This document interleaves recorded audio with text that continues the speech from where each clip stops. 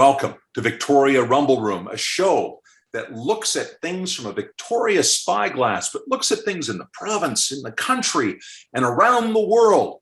I'm Robin Adair, and speaking of the world, across the world, all the way to sunny Saanich, in his Croatian lair is my partner in crime, Jolton, John Jurisic. How you doing, John? Fantastic. Man, the world is unsettled. Lots of stuff going on. I'm so pumped about today's show. We're going to talk about these things. One of what seems like 50 huge things going on, of course, in BC, is the passport, the vaccine passport, the vaccine cards. Man, we need to... Great news. And we've been calling for this for months, John. I know. And they've listened to us. We got to get, when you get to our age, Robin, you got to take the credit. You got to give it to yourself. I'll tell you something, though. I'm so pleased about this because I didn't see an end. I just didn't see an end to how this was going to resolve itself and get back to some kind of normalcy. We've got to stop COVID-19 and people need to get vaccinated. Come on, get to a clinic, go to anywhere, get a shot. You know what? If you don't, you're going to start to lose some privileges. They're not rights. They're privileges. You can't go to a movie. You can't go to a restaurant. You can't go to a hockey game. Okay, so get vaccinated. There's steps being taken on the 13th of September. If you've got a shot, you can go in and you can get your card. But then if you want to get the full meal deal card, you have to get your double vaccine by the 24th of October. And this all means that you will not be able to, without this card, go to hockey games, to restaurants, even to a spin class or a choir practice. So many things you'll be excluded from. Little surprised that the government hasn't pushed through to have all teachers vaccinated. They're going back to full masks. Right. And I also hear that we're going to have more masking again in public places. So we're going to be pulling the clock back a bit on this. But I say a big thumbs up to the provincial government for having the jam to step forward. Up until now, it was just Quebec. But now BC has come up to the plate with, I think, something that had to happen to curtail this terrible COVID environment. Yeah, absolutely. And talking about another major issue going on in our province, let's talk about the Fairy Creek protests and these insane videos coming up of the battles going on up there. Listen, here, let's talk about some facts. Pacheedaht Nation, they've written an open letter telling protesters to leave their blockades and allow the First Nations to decide on the future of old growth logging. The Pacheedaht Nation is in support of old growth logging in the disputed area. Hello. Nearly 750 people have been arrested by the RCMP, Rob. We've seen these insane videos of them battling up there on what seems like about 100 meters of road. Over 50 have been arrested twice. Recycling protesters. Now the Rainforest Flying Squad is demanding that the courts order the RCMP to stop their arrest tactics. The irony is that the courts, they ordered the RCMP to move the folks out of there in the first place. The courts are upholding a legal injunction. Come on, to the protesters. You've made your point. The province has heard you. The people of BC have heard you. And so the First Nations. Decision is made on old growth that you can't live with. Well, maybe then there's grounds to resume your protest. That's not the case. But for now, take down the barricades, please. I agree, John. In fact, the Pacheedaht are saying that they are going to consider all of these factors. They're not saying blanketly, yes, we're going to go back and we're going to log all the old growth. They're saying the decision should be made by people that actually live there. And I think that's right. And the protesters, if they don't like what the Pacheedaht come back with, and they've got a couple of years to come up with a decision, if they don't like it, fine, get the barricades back. But I think this is really short-sighted, unnecessary provocation. And the RCMP are in a tough place. They're just doing what they're paid to do and what the courts ask them to do. But there's another barricade, John, that I'm kind of concerned about. And I'd like to turn to that for a moment, if you don't mind. And that's what's going on at Kabul airport. Woe to the people of Afghanistan. I'm especially concerned about the women of that country who are potentially facing the loss of all the rights they've won over the last 20 years, education, a chance to work in society. It's terrible to see the clock turn back in that country. I'm particularly upset about thousands of Afghans who worked for Canada over many years, who were translators and were staff members and now face persecution, prison, or even death. And all of this could have been prevented. Justin Trudeau says that he is going to try to get 20,000 people out of Kabul airport that previously helped Canada, were translators and other roles. And I just say, this is all for the cameras. This is all for politics. This is all posturing. It's a bunch of bull. The Canadian Armed Forces actually left the Afghan scene in 2014. And after that, a trickle of Afghans followed and are here desperately trying to get family members out of that country, but they have been blocked time and time again by bureaucrats and red tape. And now we have a situation where we have Afghanistan folk based here who can't sleep because their families are trapped back in Afghanistan. And they're saying, what do we do at this point? How do we help these people? These people have been on lists to come to Canada, many of them for months, some of them for years. And they're talking now about the end of the month being the cutoff when the Americans will have to leave Kabul airport. It might extend for a couple of weeks beyond that, but I'm not counting on us getting 20,000 people out of Kabul airport on their way back to Canada. And I say that this is a terrible, terrible misstep by the Canadian government. We should have done better. If we had decided 15 years ago to leave Afghanistan, it would have been really difficult. If we decided 5 years ago, if we continued the war for another decade and tried to leave, there's no way in which you'd be able to leave Afghanistan without there being some of what you're seeing now.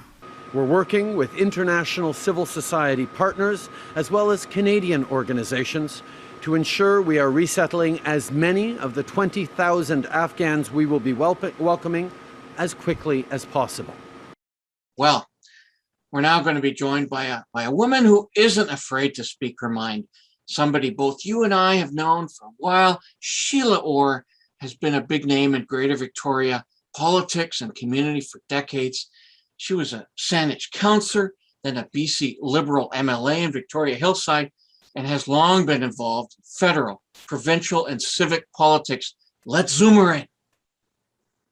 Sheila Orr, welcome to the Victoria Rumble Room. It's so great to have you on the show. I think this is the first time that I've interviewed you since our days back at AM 900 CJVI when I had a talk show, and you used to come on regularly. It's been a while.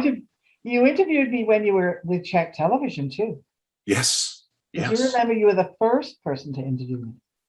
What's the first around here? That was a long time ago. It is a long time, but it's still just great to have you back. And it just seems like it was yesterday in some Well, ways. those are the days we stuck to the message box, but now we're old, we don't care. We say what we want. Right on.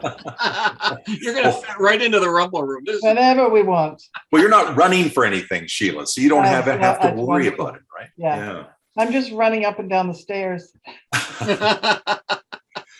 So, Sheila, lots has happened just in the last 24 hours. We'll start off with a little bit of BC politics. The Premier got together with the Health Minister and Bonnie Henry and announced that we are going to have cards starting on the 13th of September. You get a card so you can get entry to restaurants, if you want to go work out, if you want to go to a hockey game, if you want to do all sorts of things. You'll need this admission. I believe we're the second province in the country to be doing this. And on top of that, now we hear from the schools that school will be going back in September, but everyone has to wear masks. And this is also going to apply for everyone on a wider basis. We'll be back to wearing masks in grocery stores and when we're out and about in public places. So, Sheila, do you think we're taking the right steps at the right time? Well, first of all, I haven't ever not worn a mask, and I think a lot of people still mask up anyway. So all we're doing is saying, the ones that don't mask up, just put them back on again. You've got them in your house, you've got them in your car, just wear them. We're used to that. That's nothing new. As far as the vaccination card goes, they have no choice. We need those cards. The people that decide not to get vaccinated, well, that's your problem. If you decide to do that, then, first of all, you shouldn't be going to the hospital and using up space if you get sick because you didn't get vaccinated. That drives me crazy. The hospital should be there just for folk that are there for really real, for illness. And with a vaccine card, it protects those that have been vaccinated, that are being responsible, and it protects our children. It protects our youth. I mean, I don't understand it. I don't get vaccinated normally. So I'm going to be clear here. I don't get flu shots. I don't get any other shots. I don't get shingles shots. I get offered them every year because of my age, and I say no, because I don't want them. This is different. This is completely different. I had the vaccination willingly, happy to have it. I can't understand why people are being so stupid about not having it done. I mean, these anti-vaxxers, get real. I mean, you've just got to understand that you have to protect those people around you. Sheila, So I think this vaccination card is terrific. And we need to get it going, and good for us for doing it. I exactly share your opinion and viewpoint. But as I've stated on the show just recently, I traveled through the interior, maybe a month ago. Nobody wore masks. Nobody. There wasn't a mask mandate. I was wearing a mask. There are folks amongst us and in other parts of BC that don't agree with our viewpoint. Nonetheless, I'm so glad to see you. To have someone with your wealth and experience. You and I have worked together on stuff in the past, public policy stuff, politics. It's such a small world. So glad to have you on. But let's focus on what we could, a myriad of like 50 issues. COVID-19, what we're talking about right now, has been the biggest health and economic crisis our country has faced, period, in my lifetime. Obviously, John Horgan, provincial government, realized this. But on the federal campaign front, the Conservatives sound a little wishy-washy on vaccines. Maybe, Sheila, you could talk. Let's shift to a federal perspective. Federal campaign for a few minutes. How are the Liberals doing at this point? How are the Tories doing? And what do you think of Jagmeet Singh and the NDP? Well, the federal campaign is always interesting. They're very big and they're very cumbersome. And I know because I've run in a federal campaign as a candidate and a provincial campaign. Provincially, they're very disciplined. Federally, it's like a big octopus. Everybody's grabbing on arms and trying to haul them in and get people to say not the right thing and all the right thing. They're very, very, very cumbersome. So right now, everybody's running around, trying to read what the masses are looking for. Everybody forgets that we talk about the leaders. And of course, the leaders are the face of the party and the campaign and the election. What they don't realize is that it's the people behind them. It's the backroom people that are setting all this up. They're telling them what to say. They're watching the numbers. They're running the polls. Do you know, politics now is a numbers game. It's a numbers game. It used to be where you go around and all the old timers would, they all they'd all get together and they'd all run these campaigns and they go door knocking. It's changed so much. Yeah, I remember the big picnics we'd all go to. And we'd all go and rally. Well, that's different. So I've been watching the numbers, and it's very interesting because the Conservatives, and everyone knows I'm a federal Liberal. I do not like my Prime Minister. I'll be quite frank with you. I think he's doing a terrible job, but I won't switch parties. I believe in the party. I believe in the principles of the party. But I'm watching the Conservatives, and it's very interesting because federal campaigns are big too. They're longer, right? They're a long time compared to provincial campaigns and municipal campaigns. And I'm watching the Conservatives creep. So they're creeping up every day. We as Liberals, or the Liberal Party is creeping down. They're creeping up, as is the NDP. Yeah. So the battlegrounds, we know the battlegrounds. Trudeau has to get more seats in Quebec. Mm-hmm. The Bloc are actually gaining. They gained in 15, they gained in 19, and Blanchette is popular. So I think Trudeau is actually putting all his eggs into that one basket. He needs those seats out of Quebec. Yeah. I think the NDP are going over or into Ontario. They're into the 905. I mean, let's face it, we're pretty much stable. The NDP are going to try and pick up some more seats here, but the battlegrounds are definitely going to be in the east. Trudeau has got to get some seats in Quebec. I really believe I've always thought he's going to win minority. I'm thinking minority. But in the last couple of days, I'm thinking, this creep is slow, but it's a long campaign anyway. And I think that perhaps we all know too, campaigns used to run for the full term. Now they're won in the last week. I believe that. Yeah. I believe it's the last week of campaigning that really turns things around. We saw it I was on the Christy Clark campaign and we saw that. Yeah. You can't go too much with polls, but you can sort of get a bit of an idea. You wonder about the blush being off the Trudeau rose, and it didn't just happen during this election. Oh, and I'd like to shift a little bit of attention to the international scene, which is, I think, an area where Justin Trudeau has been maybe the weakest. Oh yeah. Absolutely. He didn't do well at all with Donald Trump when he was in power. He just seemed like he was emasculated a lot of times. Alienated us. We fumbled around with China. We have now the two Michaels situation and a terrible mess with that Huawei executive in Vancouver. And Trudeau seems inept at that. We did badly in India. We seem to be stumbling around. And now Trudeau is promising to bring 20,000 Afghans out of Kabul when there's just a trickle going through that airport. And we hear that, these people could have come out weeks, months, years ago, because Canada's actually been out of Afghanistan for the most part since 2014. Mm-hmm. And so he's saying it, I feel, for the campaign and the camera. But again, it's kind of a weak move, isn't it, Sheila? Oh, yeah. Yeah. He's very weak. I mean, he looks, I'm going to say it, he won the last couple of campaigns. I mean, he's a good looking guy.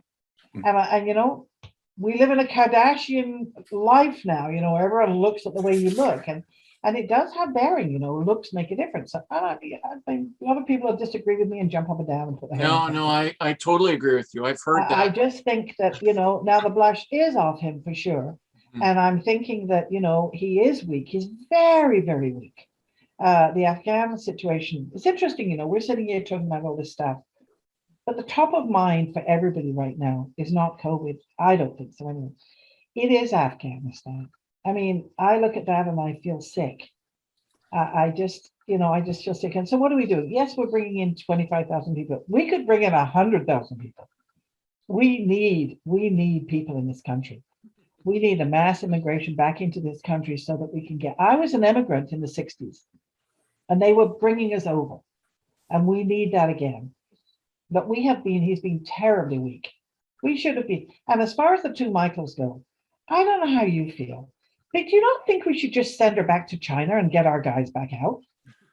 What is the deal here? I don't care if she's in Vancouver. I don't care what she did. All I know is that a couple of Canadians are sitting rotting in Chinese jails because she's sitting in her house in Vancouver in luxury. Send her home. Yeah, and I've seen interviews with senior bureaucrats who've talked about the Chrétien years and how a guy like Chrétien never would have let this thing go this far. They would have quietly put her on a plane and got her back to China before all this happened. Yeah. But for whatever reason, this regime just wasn't very quick off the mark. Mm. Well, there's all the arguments from the lawyers. Well, it's to do with the issue we have with the United States, and forget it. I don't care. I really don't. For one woman, what difference does it make? Let's just get rid of it. And Chrétien would have done that. You're absolutely right. We've been very weak on that. And those two Michaels, I know no one talks about it anymore, but we have to remember that those two men are sitting in those jails, and they were picked up for political reasons only. Yeah. Sad. Sheila, we've been talking about this fair election for a while. We've been talking about how it's pending. Trudeau was doing great. People really liked the way he handled COVID. And I sense in this first week, after this first week, that to some degree, the campaign has been riding almost entirely on that momentum of how he's dealt with things in the past. And Conservatives came out with this sloppy ad, and then all of a sudden they came out with, post-COVID policies around economic development, about job development, around housing. And it just caught the Liberals by surprise. Oh my God, this party's looking to the future. We're looking to the past, and we're going to ride this to the election. That's been my surprise. How about you? Have there been any surprises during this election? Well, I definitely think you're right about the Conservatives. The backroom boys in the Conservative group, I don't know them, but I understand that there's a lot of Harper people in there. Actually, there's apparently some really good people in there. And I think this campaign is now going to really speed up. And I think that you're right. Trudeau is running all of this on COVID, is running on affordable housing. Well, that's a bit difficult to run that on affordable housing, considering since you've been in power, it's doubled. So that's a difficult one. We might have to move away from that and go back to COVID. He's done all the right things. He's extended CERB. He's given everyone a holiday on the 25th of September. But I'll tell you what I do think will happen. If he does win, and he could with a minority government, I do not believe he'll get a majority. Yeah. I believe the party will seriously now stop and look for a new leader. Yeah. I think this is the end of him. Yeah. And I really do. I think that, and it's difficult because, as I said, I'm a Liberal, but he has been a horror, and I supported him, but he's a horrible leader. Sheila, there were two news conferences, literally days after the announcement, and questions were being asked, and I get it. I mean, all three of us get it, how politicians spin answers. You sort of use a bit of the question and then you answer it over here. But the way he answered some of these challenging questions was so blatantly spinning that you just go, come on, come on. Yeah. And then the Conservatives and the NDP, reality, man, they're just answering whether you like the policies or not. There's no Johnny, that's true, but I thought that Aaron O'Toole looked really bad when he was trying to answer questions about why some of his members aren't getting vaccinated. I thought he just stumbled around on that. The Tories, I thought, came out kind of flat week one as well. Wouldn't you say, Sheila? I would. We have to remember that with these federal campaigns, again, you got tons of candidates, right? And each party can't handle their individual candidates.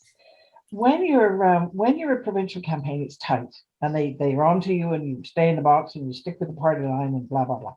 Federally, there's quite a lot of wingnuts, not only in the Conservative Party, everywhere. There's wingnuts out there saying whatever they feel like saying, and the parties can't control them. And that's the problem with the federal campaign. So you get all these people saying different things, and then the party leaders running around trying to lasso them in and stick with the line. So I don't think, I think John was right. They have come out in the last few days with a much better message. Yep. If they cling on to that, then remember, they can pretty much say what they want. This is a party that's in opposition. You can say anything, pretty much what you want. You have to, and they are doing that. They're getting on about housing and about the economy, and I think that that they are actually going to gain more momentum than we realize. But it's the NDP that's the interesting one, and Singh is definitely, Singh is definitely become popular again. I mean, I think at the beginning he was popular, and then he didn't become popular, and then he's a little bit of a movie star. He likes to play the camera, and he likes to show everybody, his fancy turban. But he's a good-looking guy. Pretty good at it. He's got a bit of that Trudeau thing going on. He has, and that's dangerous. That's dangerous. We look at all that again. Sadly, the world has become, as I say, a little bit too Kardashian. Anyway, in the meanwhile, I think that he is gaining momentum. So that's a problem for Trudeau. Sheila, I'd like to dig a little deeper on this housing issue, please. I've been advocating for affordable workforce housing for the better part of 10 years for industry on our peninsula, Lower Vancouver Island. And so I'm somewhat familiar with this issue. And in that period of the last 10 years, I became a licensed realtor. I'm now not a realtor anymore. So I'm familiar with this housing issue. And Each government comes in, says, we're going to do this, we're going to do that. Nobody fixes it. The prices go up. And I have 4 kids, all in their 30s. I know, you think most of our listeners, our viewers don't think I'm that old, but anyway, 2 of them will never have houses in their lifetime. About 8 people have to die in my family before we can get a down payment for these poor kids. Can you tell us, does this housing issue have any resiliency with the audience? Or are they just going, oh, just another policy that won't make any difference? So like you, John, I have 5 children and I know exactly what you're talking about. Right? Our kids, some of my children have got houses, some don't. Yeah. They've 50, got them 50. early. Yeah. But let's talk about today, not when they bought 5 years ago or 10 years ago. Yeah. Today, and we're talking about Victoria, which is difficult because Victoria is very expensive. We know our kids aren't going to get to the housing market. So what are we going to do? Right. In Britain, Really? as you know, they set up council estates.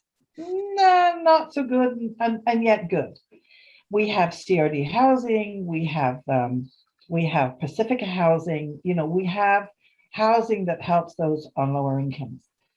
We need that sort of housing, not just for lower income people. Like there's a when you go for one of those housings, there's a criteria you have to meet. Yeah.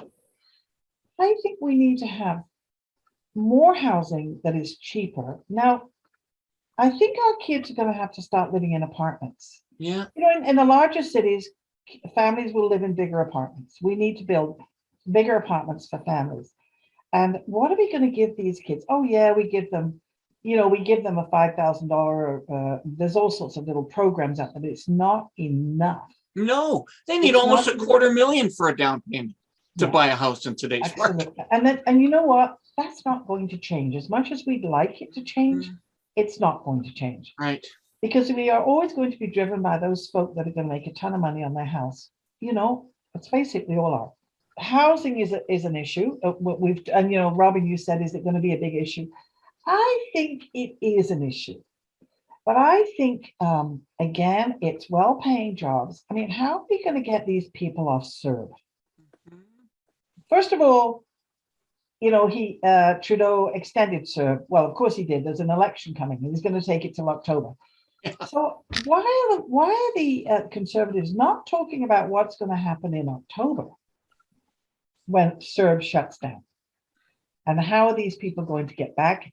Some folk at home were making more on CERB than they were in their low-paying jobs. So are we going to have to increase the minimum wage? Is somebody going to do that? Is that going to come out? That would get a bunch of votes because we've got to get people back to work, right? We've got businesses going down because there's no staff. So what are the promises going to be? Well, I guess we're going to find out. As you say, Sheila, the whole thing could be decided in the last week of the campaign. And obviously, they're behind closed doors, people scratching their head on these very issues you're bringing up. And the housing. Robin, I just have to interrupt and tell you about my benchmark of my kids. So my kids are working kids. One is a blue collar worker, one is a banker, one works for the police. They're workers. I always say to them, they don't even know there's an election going on. I said to them the other day, so who are you voting for? Why? What are you talking about? I mean, I'm a politician or a former politician. And my kids are, oh, okay. Well, when is that? Well, it's in September. Oh, okay. Deal with it then. That is what happens. That's why it's the last 2 weeks. Wow, what a great discussion with Sheila Orr. Never afraid to express her opinion. Lots to digest. Maybe we'll see her again. Maybe we'll see if some of her forecasts come true. But now we're going to move on to something completely different. Travel consultant Rudi Ranogajec is about to join us.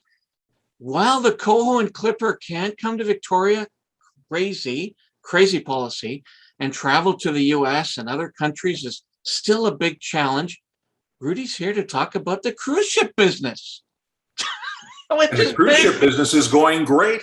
Right? It's just going great. And unbelievable. Rudi is a vacation consultant for Seven Seas Travel, for cruise ship centers, and for Expedia Cruises. Says business has never been better. And Rudi says that, yeah, there's been some hiccups with COVID. I see there was just a death, I think, on a Princess cruise ship, but they are containing that. They believe they can move forward. People are signing up in droves. So let's zoom Rudi in.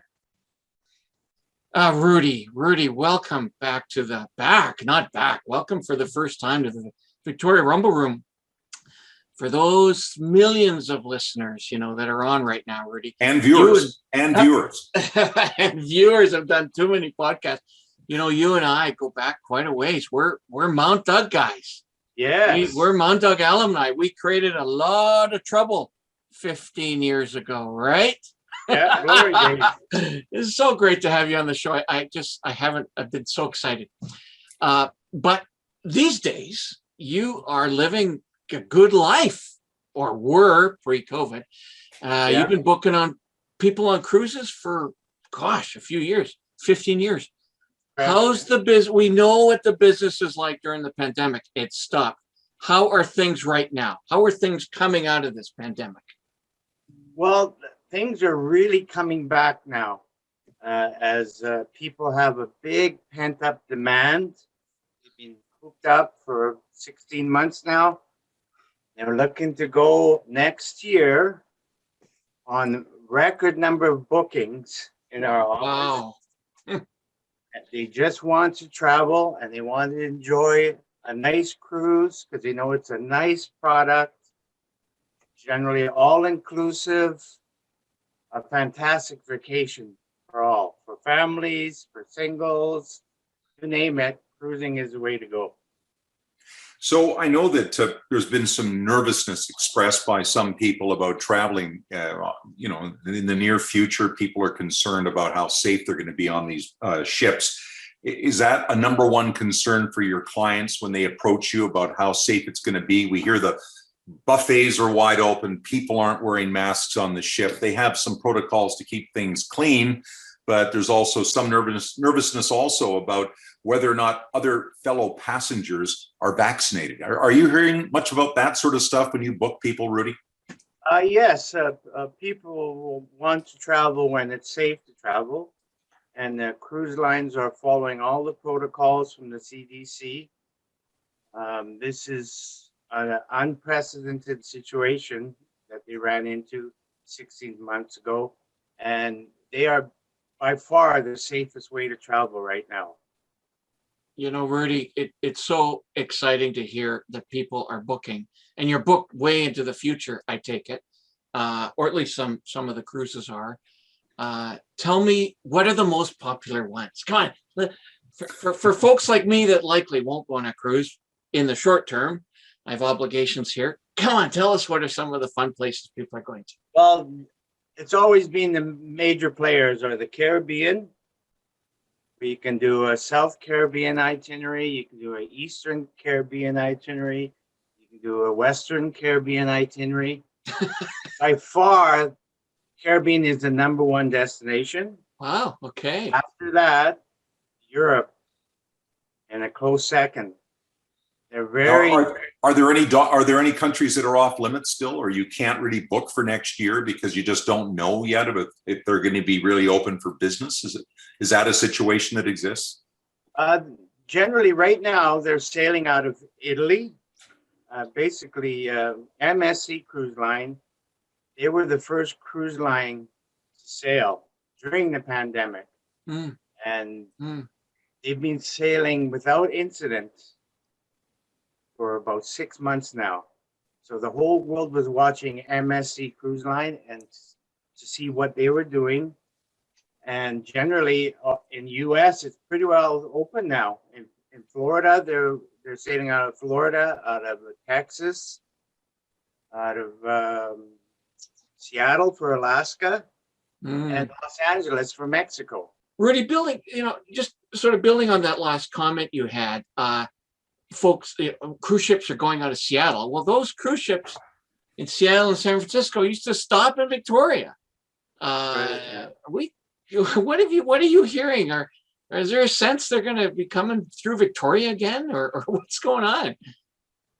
Yeah, they will be coming through Victoria, but not till after November 1st. We got some Right, exciting news today.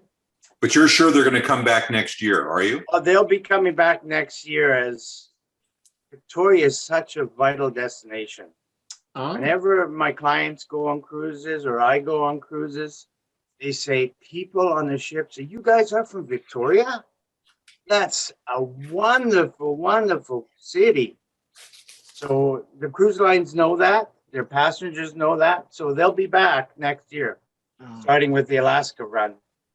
You know, it's interesting you brought up Florida, and I know that the governor of Florida is very much an anti-vaxxer. And there's a lot of people in Florida that it's a very divided state on that whole issue.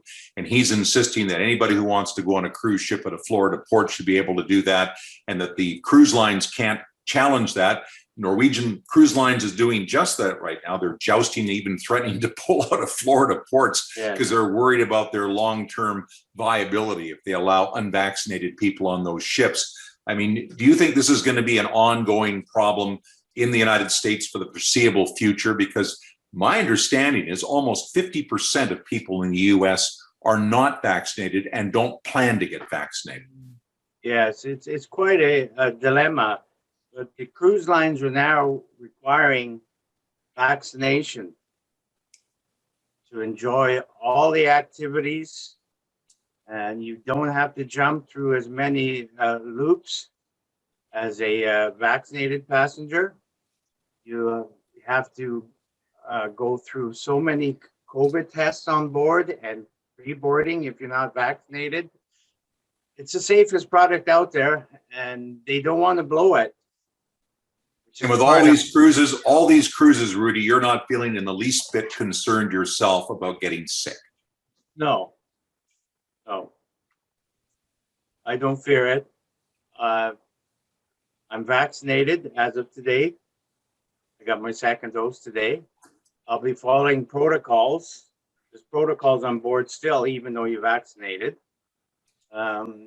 Ships are sailing at 70% capacity, sometimes 60%. Mm-hmm. So there's huge safety measures on board.